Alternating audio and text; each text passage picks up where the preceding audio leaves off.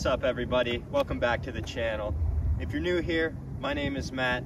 I love BMWs, and today I think is a perfect day for me to finally do a review of my new daily, this 2017 BMW 440i X-Drive.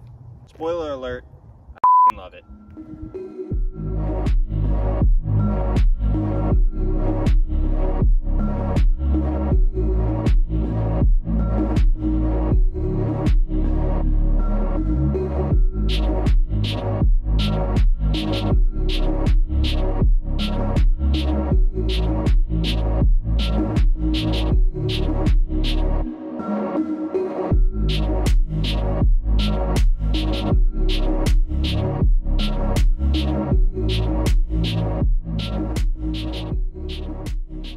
Before I get into the video, I just wanted to take a second and say that if you enjoy what you see today, please consider giving the video a thumbs up, subscribing to my channel. I'd really appreciate it. I'm just a small YouTuber on my road to my first 1,000 subscribers, so every new subscriber counts big time. So starting with the front here, I haven't done too much because in my opinion these cars don't really need too much, but I've installed black double spat M4 style kidney grills. Behind those you can see I have blue V-brace covers, which is just PVC plastic covers that snap over top of your V-braces. And then down below I have a carbon fiber V-style front lip sent to me by Rush Customs. That thing looks really, really nice. And it's kind of a different style compared to the two-piece splitter and lip combo that most people run on these cars. But that's it for the front. Moving to the side here, the car is sitting on a set of BMW 437 M style wheels that come standard on the M2, M3, M4 of this generation. Size 19s, wrapped in a set of Michelin Pilot Super Sports.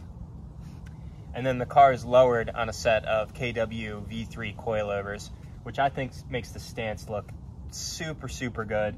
I think it sits just like an M car, and in fact, I think for that very reason is why a lot of people mistake this car for an M4. And I have to say, oh no, sorry, it's just a 440. And then I've also installed a set of M-style carbon fiber mirror caps, which I know for some people is a hit or miss, but for me, I think it completes the look of any BMW. And then I've also installed darker tint. And then coming around to the back of the car, I've installed a carbon fiber diffuser. I removed the chrome 440i badge and replaced it for matte black. And then I've also installed a carbon fiber PSM style trunk lip, also sent to me by Rush Customs. Great company, guys. Make sure you go check them out. And that's really it as far as cosmetic mods that I've done to the car.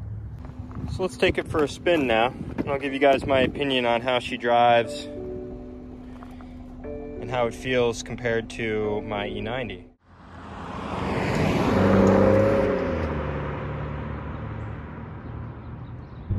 So when I first went to the dealership to pick up this car, it was actually the first time I had ever stepped foot inside of an F generation BMW.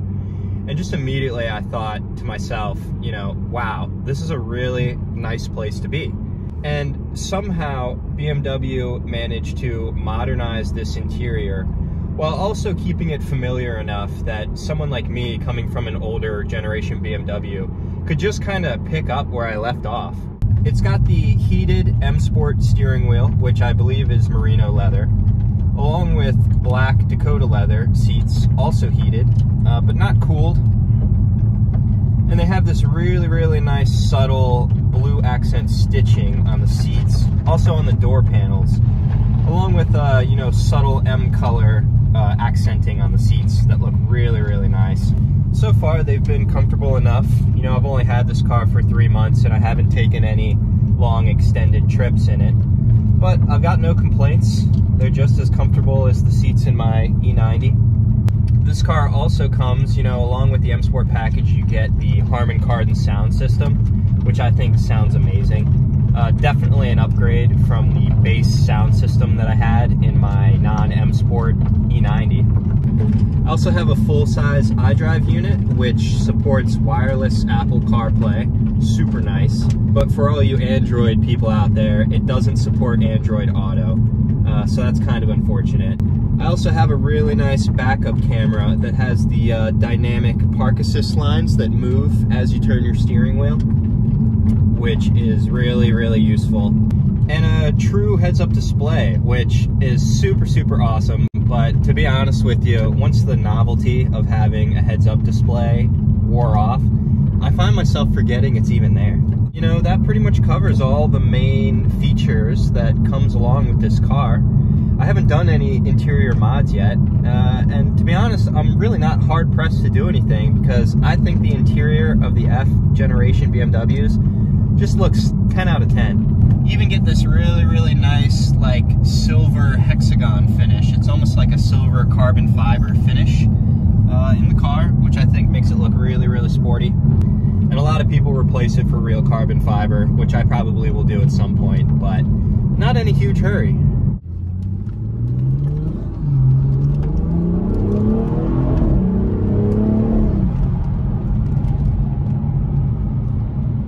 So you're probably wondering about performance. The 2017 440i comes equipped with the Gen 1 B58 motor, which is a twin-scroll turbocharged inline 6.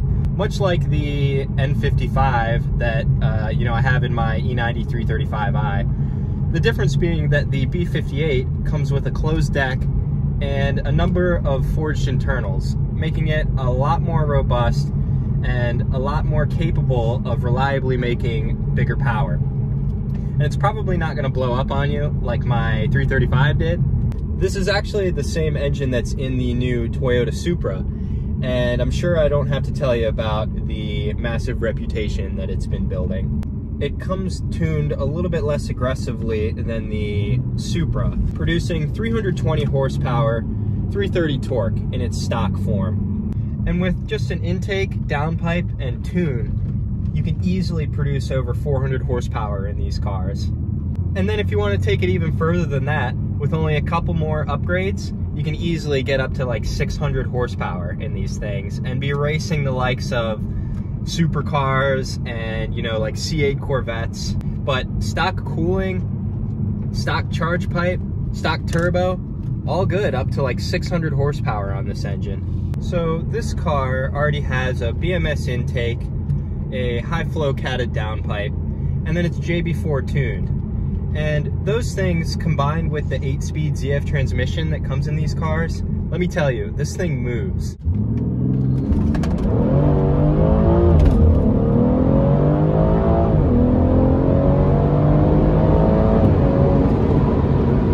I hear a lot that people complain the 4 Series is too big of a car. And for that reason, you know, it's not nimble enough on the back roads. But I just haven't gotten that impression. You know, again, since it's on coilovers, it's probably a much tighter experience. And you know, granted, the E90, my E90 is a much smaller car. This 4 Series is way bigger than my E90. But in my opinion, the 4 Series is the perfect size. I don't think it's too big at all. And I can certainly still throw it around in corners. But it's not so big that I feel claustrophobic on, you know, standard American roads. These cars have 4 different drive settings. You have Eco Pro, Comfort, Sport, and Sport Plus. And I'm telling you, depending on which mode that you have the car in, the driving experience is completely different in a good way. You know, if I'm cruising and I'm on the highway, I can put the car in Eco. Well, I should say comfort mode. I never put the car in Eco Pro. I think it's too slow. And the gearing ratios get shorter if the car prioritizes MPGs. And, you know, I end up with like 25, 26 MPGs in the city when I'm in comfort mode. But most of the time I keep it in Sport or Sport Plus. And when you do that, the gearing ratios get longer, the suspension stiffens up, and the car just, I'm telling you, you can feel the difference. It feels way more sportier and a lot more responsive in the throttle. Your MPGs obviously take a little bit of a hit.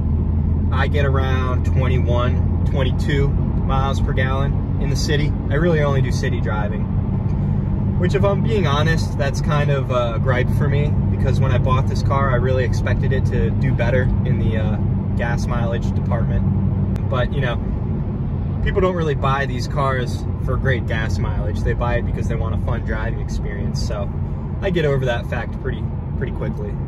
Yeah, so what about the maintenance? How has the maintenance been for this car, you're probably wondering? Well, I bought it at 82,000 miles, and I put about 4,000 miles on the car in the 3 months that I've owned it. And I'm really not surprised to report that there hasn't been any major mechanical issues with the car. The only two things that I have to report is that my driver's side headlight bulb went bad, which was about $100 for me to replace, and I made a video on it. And then also the battery in my key fob is going bad, and I need to replace it because it's causing the comfort access system to work, you know, intermittently, and that's really, really annoying. But overall, the engine's been really, really solid. I make sure that the fluids stay full, and I have to change my oil here soon. But other than that, it's been great. And I really only hear people praise the reliability of the B58. I haven't heard any horror stories yet, so, you know, I'm hoping for good things out of this car.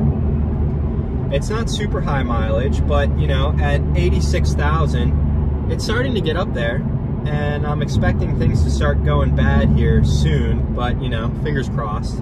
I know there's some people out there that are coming from older generation BMWs, and they have a real problem moving away from their hydraulic steering feel and going to electric steering. A lot of people complain that the steering on the F generation BMWs is, you know, too light. And, you know, my opinion, coming from an E90, I don't have an issue with that at all. Yeah, sure, when you're in comfort mode, the steering is very light, and you can, you know, steer with a pinky. But you pop it over into Sport or Sport Plus, and it stiffens right up. And the car feels very planted, and I do honestly feel connected to the road. I know a lot of people complain they don't feel connected enough. I'm just not seeing that. So what's my overall opinion? I mean, obviously I'm a BMW fanboy, that's no secret, so my opinion is a little bit biased. But, you know, truthfully speaking, I think the F generation is just the pinnacle of BMW styling. And I think the interior is super comfortable and a super nice place to be. It's a classy luxury interior, but also with the M package, I feel like it's sporty enough that I feel like I'm in a true sports car. I don't feel like I'm driving a luxury car right now. I think the steering is super nice. Not as great as the previous generation in my E90, but, you know, you pop her into sport mode, the steering stiffens right up, and I have absolutely no problems with it. Handling is super great. It's a larger car than my E90, but with the KW coilovers, it handles better than my E90. The B58 power plant is a freaking monster, and paired with the 8-speed ZF transmission like I was talking about before, this car is just so fast. I really don't feel like I'm missing out in the power department compared to an S55 in an M4. But it hasn't been all sunshine and rainbows with this car. I mean, there are some things that really have been getting on my nerves.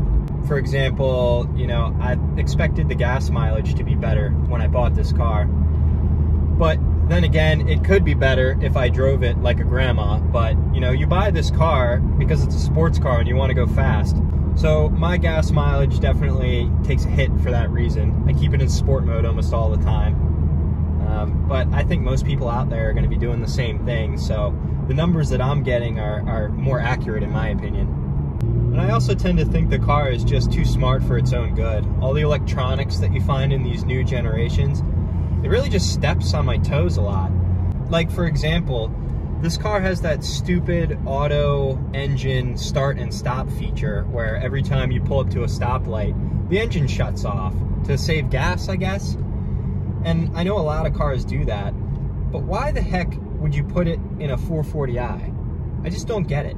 Thankfully though, you can disable that feature with just the click of a button, and it saves the state, meaning that it will stay deactivated until the next time you push the button.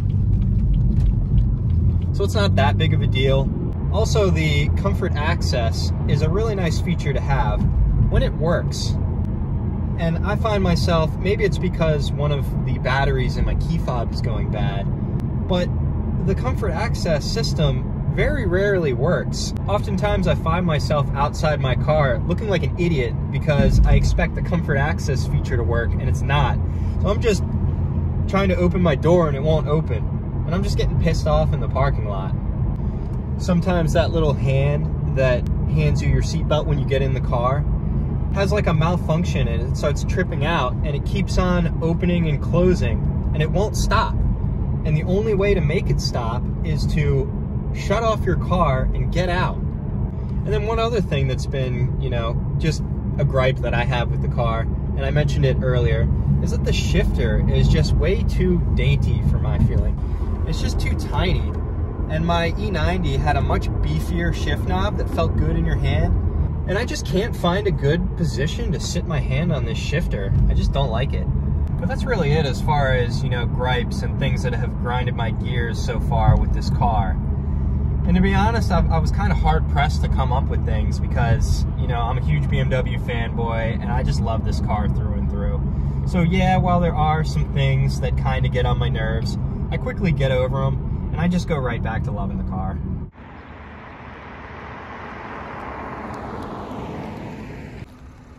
So in closing, do I have any regrets? I mean, my dream car is still an F82 M4. So I guess in a sense, it could seem like I'm settling by picking up a 440i. So my answer to that question would be, kinda. I mean, when I'm older and I have a house and a garage, I'll probably still trade up for an M4. But in the meantime, let me tell you, this car is absolutely amazing, and I feel no regrets in buying this instead of an M4. And probably the main reason why I have no regrets in picking up this car is because of how much it cost me. And I know you've probably been thinking this whole time, Matt, tell us how much the damn thing costs already. So the original MSRP of this car here was $62,000. And not even 5 years later, I paid under $28,000 for this thing. Now granted, it had over 80,000 miles when I picked it up, and some people might consider that high, but coming from a 335i with over 200,000 miles on it, that felt pretty low to me. And knowing that the B58 has a reputation for being reliable, I felt much more confident in getting into a B58 platform with higher miles compared to an S55 in an M4. Now, if you ask me, that's just insane value for the money. I think you're going to be hard-pressed to find a car with as complete of an overall package as this one here for under 30 grand. So I guess it ultimately came down to, do I want to spend 28 grand on this car here? Or do I want to spend, you know, over $40,000, 10 to 15,000 more than this car for an F82 M4? Probably higher mileage and an earlier model year. And that single fact really is what ultimately made my decision for me. So you can say it came down to a matter of what I can and can't afford. I probably could have made an M4 work, but you know, my margins were just too tight. And when I found out I could get this car for under $30,000, it just about blew my mind. And you know, I truly think that this might be the best value for the money right now in the market.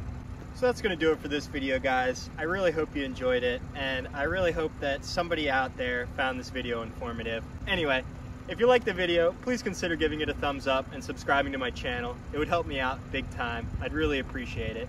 And other than that, I hope you all have a great day. Peace!